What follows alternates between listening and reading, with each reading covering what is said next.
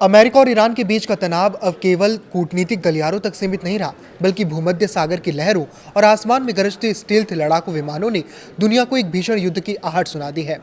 इस हफ्ते ग्रीस के चानिया एयरपोर्ट पर अमेरिकी F-22 रैप्टर विमानों की रहस्यमयी तैनाती और पेंटागन की एक डिजिटल चूक ने आग में घी डालने का काम किया है।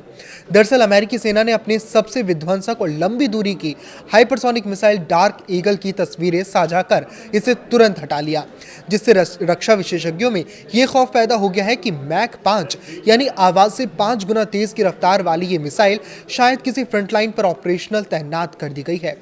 समंदर में भी घेराबंदी सख्त है। यूएसएस जेराल्ड आर फोर्ड और यूएसएस अब्राहम लिंकन जैसे विशालकाय युद्धपोत अब ईरान के मुहाने पर खड़े हैं। राष्ट्रपति डोनाल्ड ट्रंप ने तेहरान को फेयर डील के लिए महज 15 दिनों की आखिरी डेडलाइन देते हुए दो टूक चेतावनी दी है कि अगर समझौता नहीं हुआ तो बहुत बुरा होगा। लेकिन इस बाहरी सैन्य दबाव के बीच ईरान के भीतर की स्थिति और भी विस्फोटक हो गई है।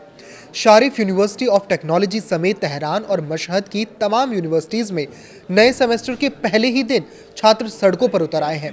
जबरदस्त नारों के साथ ये प्रदर्शनकारी पिछले महीने की हिंसा में मारे गए हजारों लोगों के लिए न्याय मांग रहे हैं, जिससे ईरानी सरकार की मुश्किलें दोहरी हो गई हैं।